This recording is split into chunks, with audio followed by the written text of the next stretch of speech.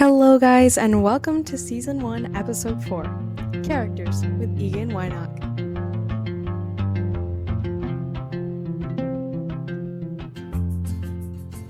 Hello, everyone, and welcome back to the Inked Podcast. Today, we are talking about one of my favorite parts of writing, and that is characters. Characters are the driving force of our stories.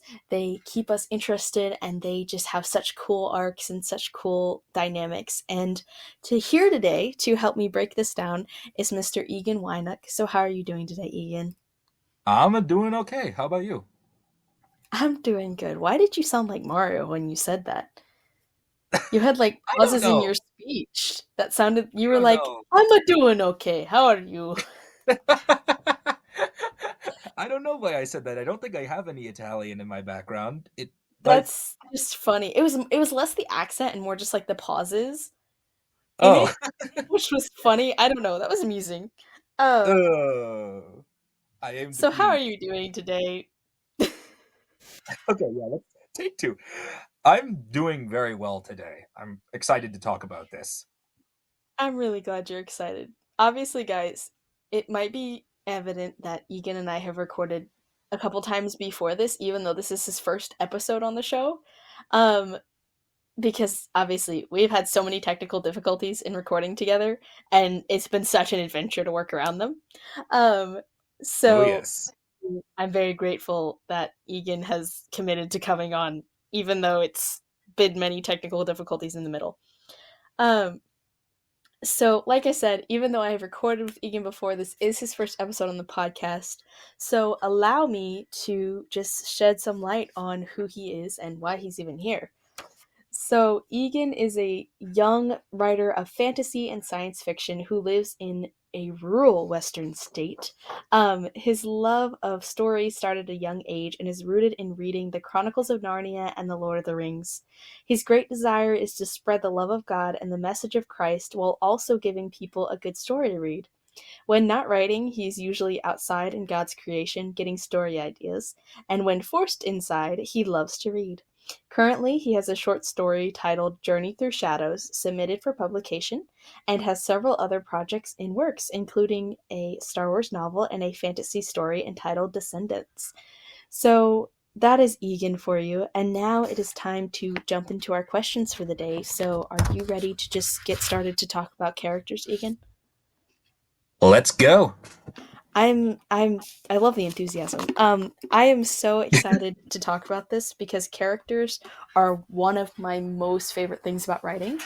And our first question for today is, what is your main tip for giving characters flaws without overwhelming them?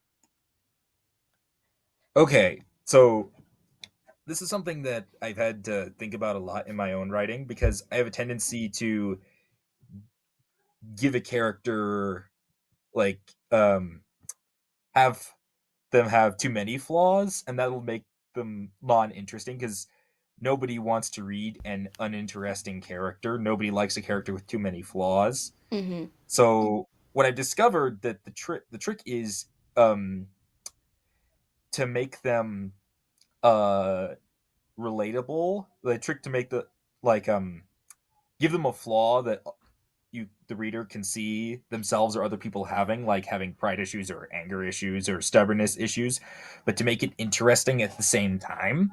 Mm-hmm. So let's say you're writing a story. Well, I write fantasy, like you said earlier. Let's say you're writing a story about um this magical creature, like he's like a talking animal, like in the Chronicles of Narnia or something.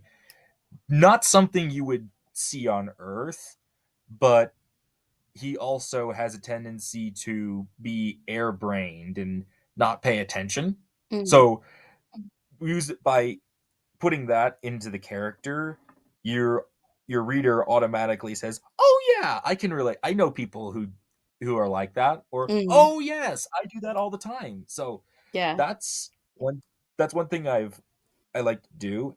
And another thing that I've discovered is very helpful is they don't need all your characters don't need multiple massive flaws. Like they're a psychopath as well as a serial killer or whatever. I mean, like those two examples usually go hand in hand if you're writing murder mysteries or something like that. But Yeah, me just a little mystery author over here going, I've been there, done that. I'm yeah. ashamed. I'm very Um, ashamed. hey, I've not written, I've read some great mystery novels where the killer was a total psychopath. So there's no condemnation from my end. So the one thing I've discovered when you're writing characters is um try give them like one big flaw, like they're a psychopath, or you could try and give them a couple of small ones. Like, let's say they have a tendency to be airbrained and they also can be incredibly stubborn at times. Hmm. Um, uh, either way, I've discovered from reading a lot of stuff and trying to write out characters that can usually, at least to my mind, make the character interesting, make your readers invested in the character, because that's really what keeps at least part of what keeps readers turning pages is they care about the characters and they want to know what happens to them. Hmm. Right. I can definitely agree with that. I say my biggest piece of advice. Obviously, Egan, that was all very great advice.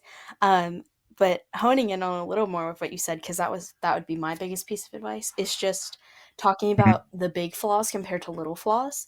So like you can give your character way bigger flaws, like, okay, maybe they have this big self-esteem issue, like that could be like their big Mm. flaw, but then you can also give them like little flaws that are more like physical flaws. So where it's like, oh, they bite their nails, or like they pick at their like skin, or like something like that. Those are very very gross, very disturbing ones to say, but like they're also very accurate. So like those are the kind of flaws that Yeah. people can be like, oh, I do that, like when they have this big, like way bigger flaw, like say one of these, obviously people can identify with this, but like if you want a character that has this big flaw but also has these little flaws, you can have, oh, some people are going to identify more with the big flaw of like, okay, I have depression, or I have anxiety, or like I have something like that, and this seeing this character grow helps. But then you can target other people as well with just having those little flaws, like, oh, you mess with your eyes, or like you bite your nails, or like maybe you don't always look completely put together type thing. So that kind of stuff Hmm. is just a little more on like the kinds of flaws you can give your characters. Yeah, that's I actually had that down, and then I as one of my notes of for our conversation today, and then I forgot about it. So No that worries. you nailed it that time. So um so moving on to our next go ahead. question is, when we talk, so obviously we talked about these flaws and we talked about these weaknesses, but how do we give our characters strengths without completely overpowering them to where they're not even fun to read anymore? Yeah, that has also been an issue with me in my writing because I want to give them these super cool like abilities or these super cool technology, and like nobody wants a character who wins every single battle. That's not really a sign of character Right. development. That's like your readers won't be interested in that. You come to see them lose, not to see Um them win every single time. yeah, exactly. That sounds Uh horrible, but it's true. it is. One thing I would suggest writers who listen to this think about is maybe give them a strength that offsets their weakness. And I'll give you an example as to what I mean. So you talked a minute ago about physical weakness, like picking your skin or biting your nails. So in my current project, while I try to get my short story submitted, I'm just writing this little bit of fan fiction, which I highly recommend people do For sure. as a way of for which it just helps you get better in your writing and you're not under pressure to publish Hmm. it. I mean, the writing style can be crappy. The commas and there can be no grammatical structure whatsoever, but it'll make you better as a writer. So when you sit down to get those write those projects you want to publish, your writing will be a lot better for it. Yes. But that was a side tangent. But in my current project, it's a Avengers fan fiction, and there's a character I created.